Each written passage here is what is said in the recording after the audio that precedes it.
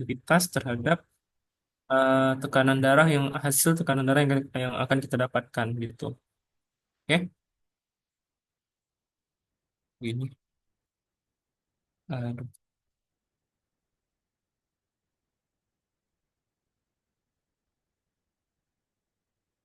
bentar ya.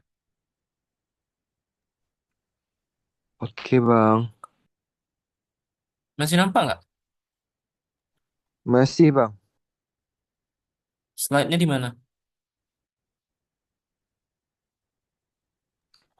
Yang sistem kardiovaskular Bang judulnya.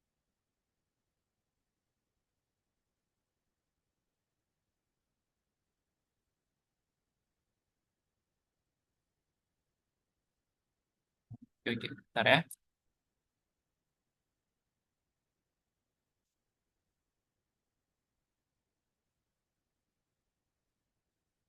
Nah, ini adalah ya kalau kita mau memahami konsep tekanan darah, pastinya kita akan membahas tentang sistem kardiovaskular ya.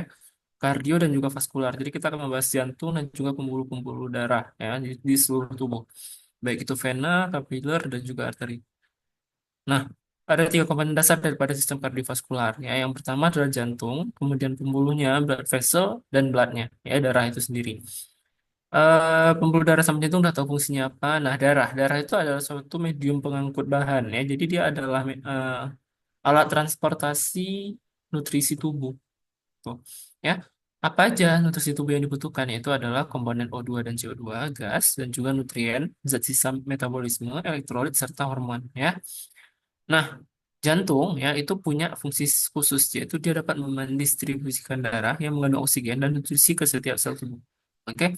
Nah, jadi jantung itu adalah satu organ vital ya yang mana sangat-sangat penting untuk kehidupan gitu. Jadi kalau misalnya salah satu tanda orang-orang itu mengalami kematian ya adalah ketika jantungnya berhenti, kemudian paru-parunya udah nggak lagi mengembus dan menarik nafas, lalu otaknya udah mati.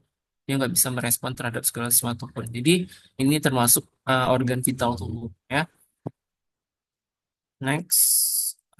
Jelek ini ya. Nah, jadi seperti yang udah kalian ketahui, kalau misalnya eh, salah satu fase daripada transportasi zat di tubuh adalah distribusi ya.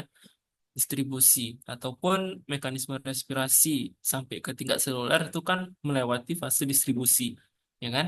Nah, distribusi ketika seseorang sedang beristirahat dan ketika seseorang itu sedang melakukan aktivitas itu berbeda-beda. Nah, kita bahas dulu distribusi darah saat beristirahat. Nah, ketika kita sedang beristirahat, maka untuk mempertahankan homeostasis, organ berkondisi menerima aliran darah melebihi kebutuhan mereka sendiri. Oke.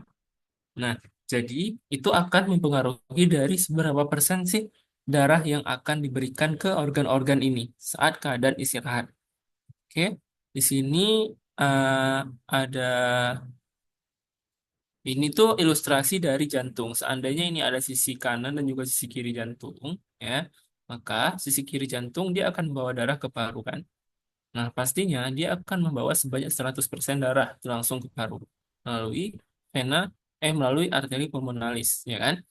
Kemudian dari paru itu kan diberikan kepada sisi kiri jantung ya. Kemudian dari sisi kiri jantung ini oleh ventrikel kiri dia akan mendistribusikan darah ke seluruh tubuh ya, menuju ke organ-organ spesifik.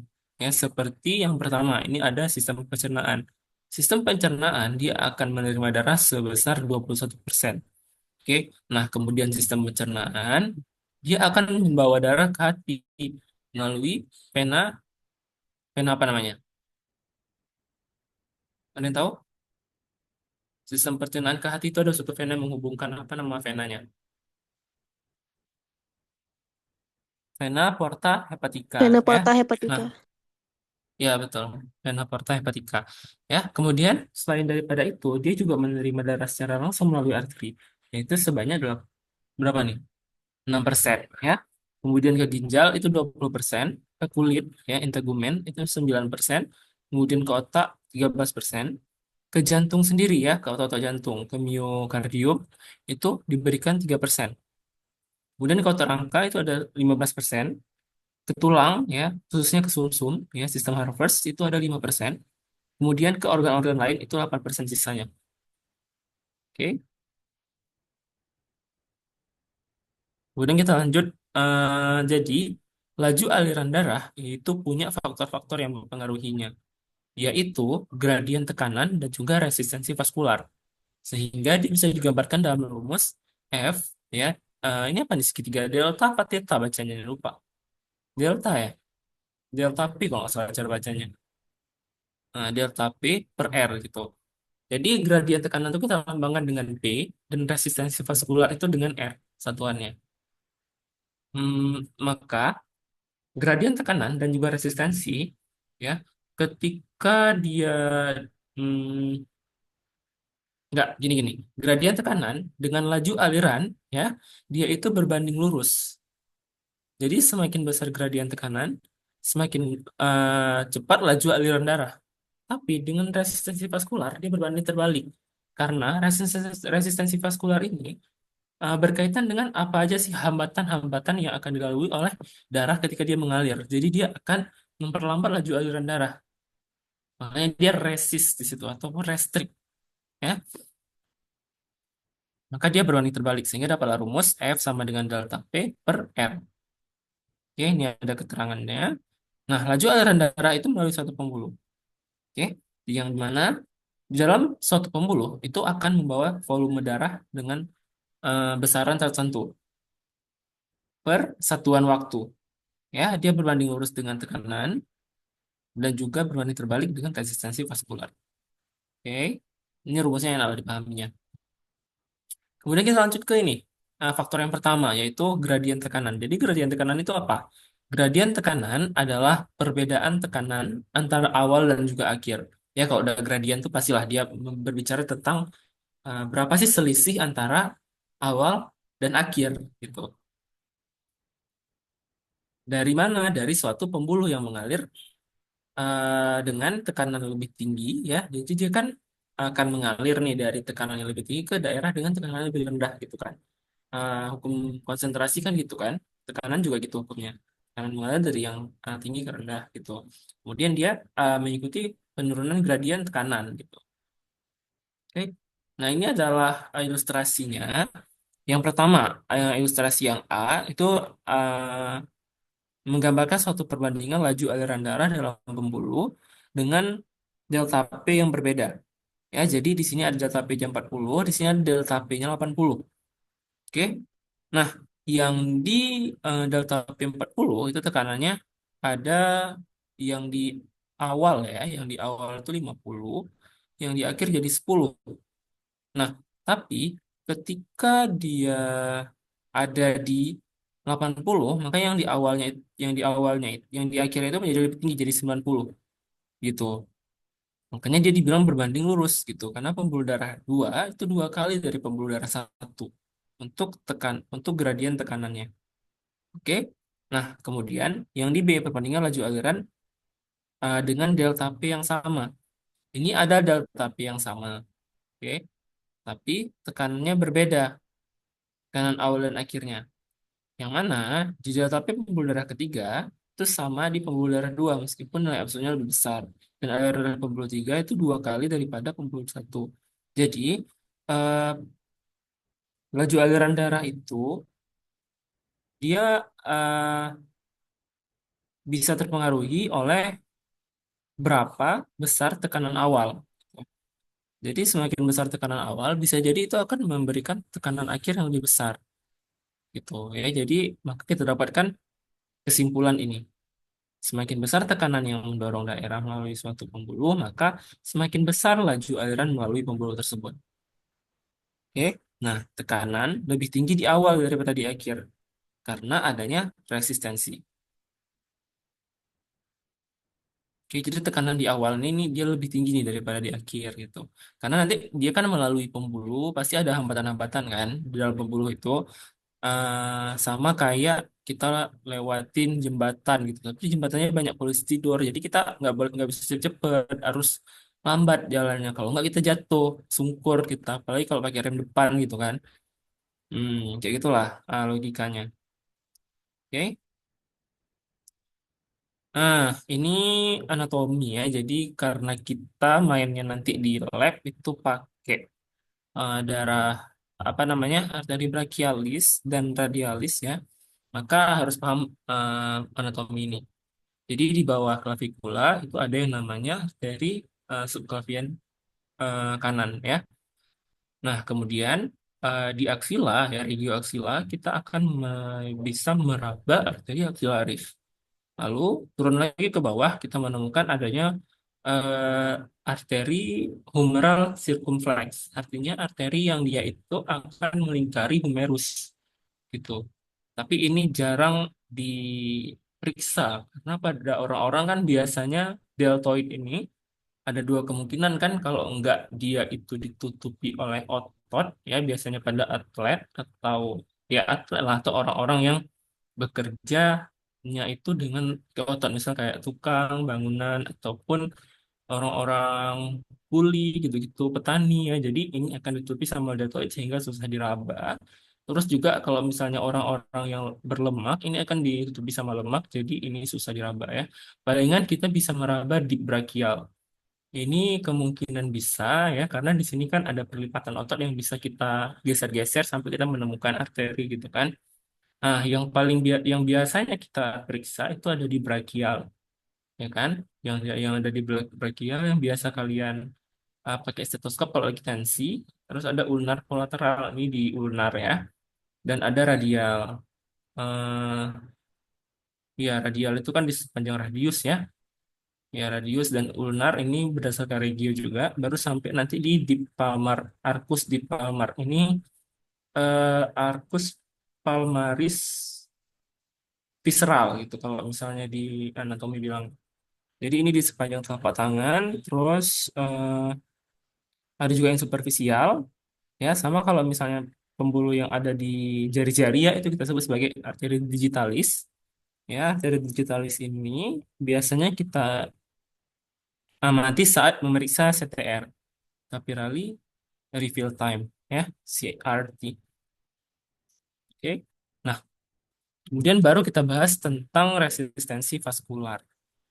Resistensi vaskular itu apa? Dia adalah hambatan atau tahanan terhadap aliran darah melalui suatu pembuluh. Kenapa bisa ada hambatan? Karena ada gesekan antara cairan yang bergerak ya, dan juga dinding vaskular yang diam. Ini sering ditanya di ujian. Gesekan antara cairan yang bergerak dan dinding vaskular yang diam. Yang satu bergerak, yang satu diam. Jadi ya udah saling menghambat gitu. Kalau berjalan bersama ya saling melengkapi gitu kan. Nah, terus dari pompa jantung ya dia akan melalui, jadi pertama tuh dia akan apa ya, gimana bilang ya, tekanan itu seandainya nih kita buat simulasi pakai sirup alerin di pipa, tapi pipanya itu kita kasih hmm, katup gitu, jadi kita buka katupnya ya, kita buka katupnya. Terus katup yang mana dia itu tertutup kita anggap resistensnya tinggi ya. Jadi saat pertama kali dipompa dia dekat dari titik origin. Titik origin itu titik dia berasal gitu.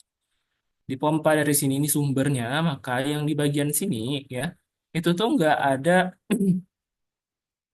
dia nggak banyak menerima cairan karena tekanannya masih tinggi, jadi resistensinya juga tinggi di sini. Jadi dia dihambat untuk masuk ke sini, makanya nanti darahnya akan cenderung ke sini. Dia bisa lurus aja gitu. Tapi kalau misalnya dia udah ke pipa kedua ini, maka resistensinya itu sifatnya sedang. Jadi di sini udah nggak terlalu resisten lagi, makanya dia bisa mengalir di sini. Nah, kalau yang ketiga kayak mana? Ini resistensi paling rendah. Dia bisa mengalir langsung banyak, gitu ya. Alirannya deras, gitu. Nah, itulah alasan kenapa dibilang laju aliran itu berbanding terbalik dengan resistensi. Karena di sini ketika resistensinya tinggi, maka nggak ada aliran yang masuk. Ketika resistensinya rendah, maka alirannya deras, gitu. Oke. Nah, ini adalah faktor-faktor lain ya yang mempengaruhi dari resistensi vaskular. Jadi resistensi vaskular itu dia spesial dia. Kenapa? Karena dia bisa ditinjau faktor-faktornya. Kalau gradien tekanan ya karena tekanan gitu. Tapi kalau ini kan banyak itu penghambat ya. Ya menghambat itu banyak gitu. Nah, yang pertama adalah radius pembuluh ataupun R. Jadi jari-jarinya. Oke. Kemudian ada panjang pembuluh ataupun L besar dan viskositas atau nilai pi di sini. Ini pi apa bacanya? Ya gitulah. Oke. Nah, jadi panjang pembuluh dan viskositas ya itu berbanding lurus dengan resistensi aliran darah. Tapi kalau misalnya radius, ya radius itu dia berbanding terbalik. Oke, nanti dapatlah rumus R ber, apanya ini berbanding dengan viskositas kali L per R pangkat 4. Jadi ini jari-jari. Itu. Oke. Hmm, Oke, yang pertama nih radius pembuluh. Ya, radius pembuluh itu apa? Radius pembuluh adalah ketika cairan itu lebih mudah mengalir melalui satu pembuluh besar daripada pembuluh kecil. Jadi logikanya kalau misalnya selangnya itu lebih lebar, ya, maka cairan itu lebih mudah lewatnya.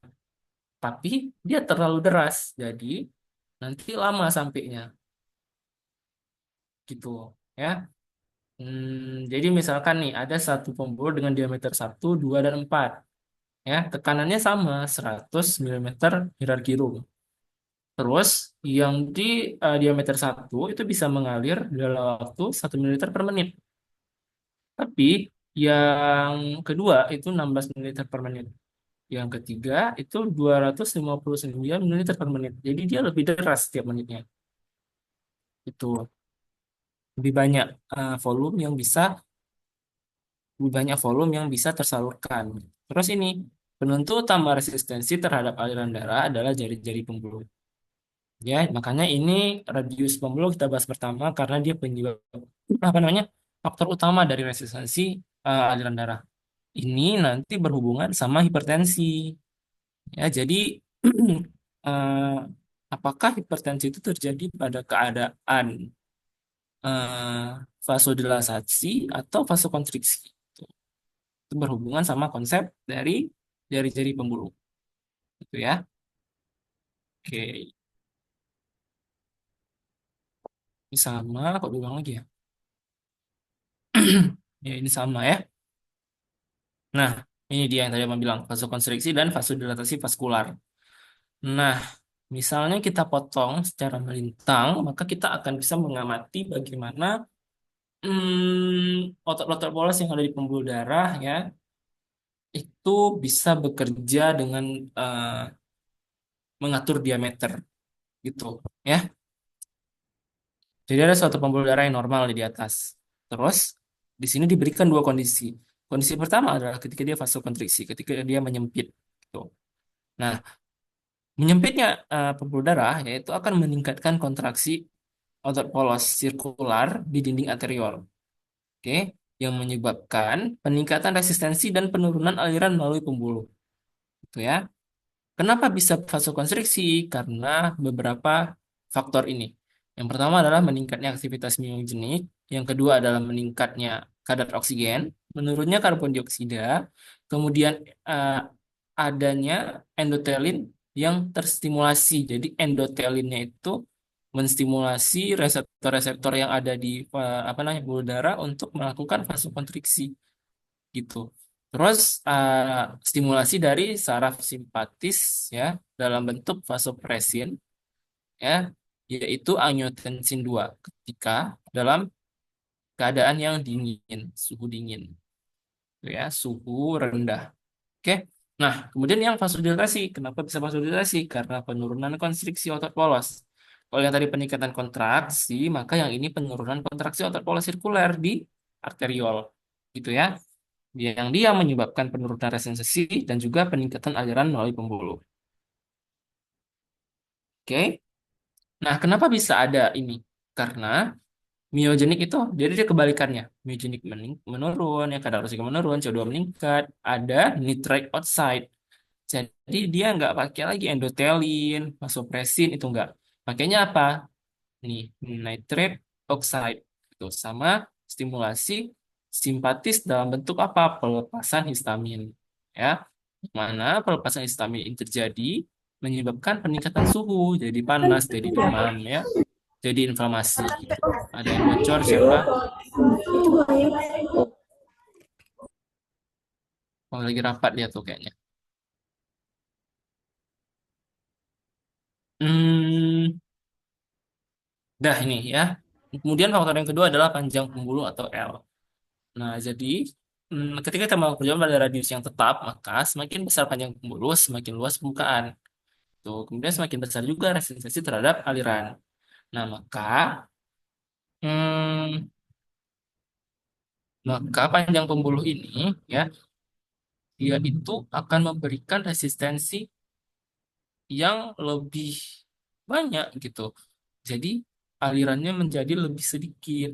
Kalau misalnya jaraknya itu lebih singkat, maka aliran lebih cepat gitu. Misalnya lebih panjang jalannya, maka ya udah lama dia sampainya. Gitu aja konsepnya. Oke. Nah, kemudian viskositas nih, ini kekentalan ya. Kalau kalian belajar di fisika dulu ya, viskositas pada setiap material kan beda-beda ya material. Kalau material sih larutan gitu. Nah, setiap larutan beda-beda gitu ya. Jadi dia terbentuk antara molekul cairan sewaktu mereka saling bergeser ya. Kenapa bisa terbentuk viskositas? Karena antara reaksi ataupun molekul di dalam suatu cairan itu dia saling bergeser dan saling bergeser satu sama lain ya, sehingga saat dia mengalir akan ada yang melengkar, ada yang bertumbuh, ada yang berkelahi, berantem segala macamnya gitu. Nah, sehingga dia semakin besar viskositas maka semakin besar juga resistensi terhadap aliran gitu. Ini faktor-faktor yang mengaruhi jari-jari arteriol ya. Ini bisa dibaca di Campbell lagi. Apa namanya? Sherwood juga ada ya. Di Sherwood ada. Nah, ini hukum Poiseuille. Poiseuille bilang apa? Poiseuille bilang faktor-faktor yang mempengaruhi kecepatan aliran darah melalui suatu pembuluh itu diintegrasi ya. Dan dia mengungkapkan bahwa hubungan di antara tekanan darah, radius pembuluh, intensitas dan pembuluh darah memiliki efek terhadap aliran darah sehingga dia dapatkanlah rumus ini ya, rumusnya laju aliran darah sama dengan pi delta P R pangkat 4 per 8 pi enggak 8 kali viskositas kali L gitu, dengan R kecil adalah radius. Oke, radius adalah setengah dari diameter. Nah, metode utama untuk mengontrol aliran darah adalah melalui kontraksi dan relaksasi otot polos yang terdapat pada tunika media arteri. Ya, karena tunika media adalah tempat melekatnya otot polos, gitu ya. Ini di histo belajarnya. Udah itu aja hari ini. Ada yang mau ditanyain? Bang Ashraf, maaf Bang, Mm-mm. boleh tolong jelasin lagi tentang gradien tekanan belum? Nggak Bang, soalnya masih belum ngerti. Oh iya, boleh boleh. Nah, jadi gini, Kasih Bang. gradien, iya, jadi gradien tekanan ya itu dia eh, berkaitan dengan bagaimana suatu tekanan itu berpindah. Normalnya, ya tekanan itu berpindah dari yang tinggi ke rendah, dia sama kayak konsentrasi. Oke, makanya di sini kita dari gambarnya di depan yang di awal ya itu 50 gitu. Nah, di akhir jadi 10. Kenapa bisa kayak gitu ya? Karena gradien tekanan itu berpindah dari yang tinggi ke rendah gitu. Oke. Nah, kenapa gradien tekanan di delta P pertama yang pertama itu lebih tinggi 90 daripada yang kedua? Nah, karena di sini gradien tekanan itu dia berbanding lurus dengan laju. Gitu. Jadi ini dia mau bilang kalau misalnya kita naikin nih sebesar 80, jadinya nanti tekanannya jadi 90 kan. Nah, jadi aliran pembuluh 2 itu dua kali daripada pembuluh satu karena gradien tekanannya itu lebih tinggi. Oke. Sementara yang kedua delta P-nya itu sama, tapi tekanannya yang diubah. Jadi dibalikin kalau tekanan yang pertamanya itu sama dikasih yang kedua, tapi kita bedain delta P-nya, gradien tekanan. Oke. Terus kalau yang kedua itu gradien tekanannya kita tetapin sama, tapi tekanan awalnya itu yang kita ubah. jadi lebih tinggi. Ya, makanya kita dapat aliran ketiga itu 2 kali lipat daripada pembuluh satu ya, karena tekanan awalnya itu lebih ditinggiin. Itu ngerti nggak kira-kira? Jadi delta P itu kan sama dengan tekanan pertama ya dikurang sama tekanan kedua. Tekanan pertama 50 dikurang sama 10, makanya hasilnya delta P sama dengan 40. Tuh, terus yang kedua, pembuluh darah kedua yang ini. Pembuluh darah kedua itu kan nilainya 80. Dari mana 80? 90 kurang sama 10. Begitu juga yang lainnya. Gitu. Oke. Ngerti kira-kira? Ngerti Bang. Sarah, Makasih ya Bang. yuk Ngerti sama-sama. Bang. Ada lagi?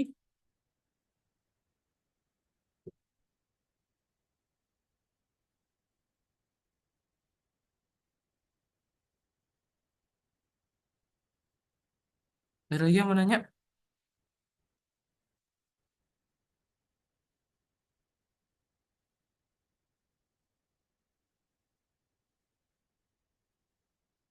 Kalau nggak ada, abang yang nanya ya.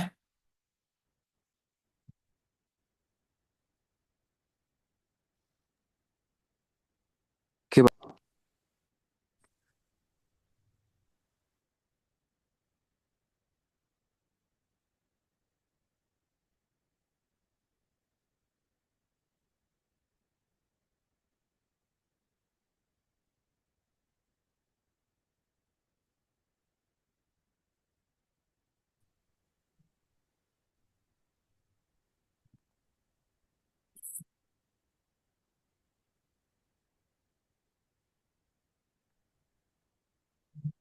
BTW ini udah ambil belum? WP-nya udah ambil belum?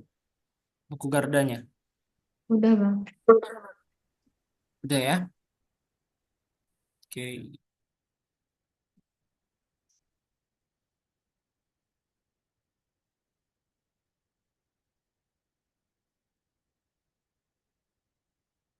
Oke, jadi tadi kita udah belajar tentang distribusi ya, distribusi saat keadaan istirahat, distribusi aliran darah saat keadaan istirahat ya.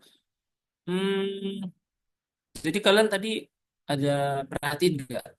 Kan kalau misalnya jantung sebelah kiri, ventrikel kiri, ya itu lebih banyak pompa darah ke organ apa?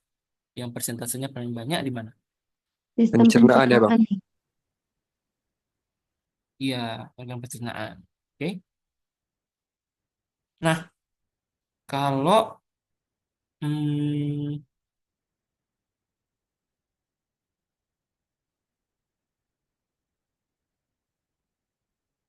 kalau tadi kalian perhatiin, otak itu menerima darah sebanyak berapa persen? 13. Ya, 13% dari sisi apa? Sisi kiri. Kiri jantung. Yap, ya. Dari sisi kiri jantung maupun pada otak sebanyak 13%. Oke. Kemudian, kita tadi udah belajar salah satu faktor yang mempengaruhi resistensi ya adalah viskositas atau kekentalan pada darah. Oke. Apa aja yang menentukan kekentalan pada darah?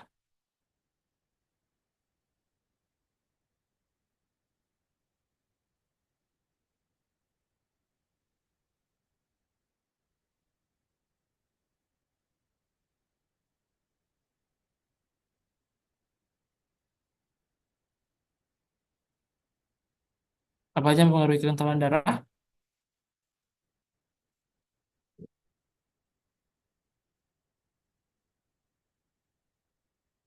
Yuk, apa aja?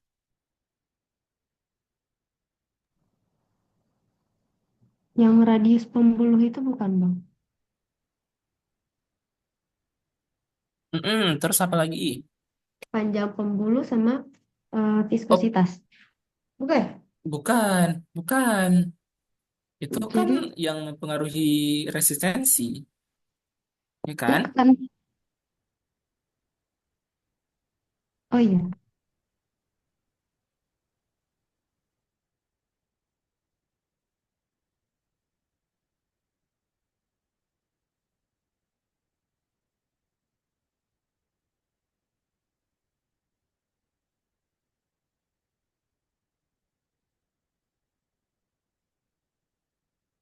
Ayo apa?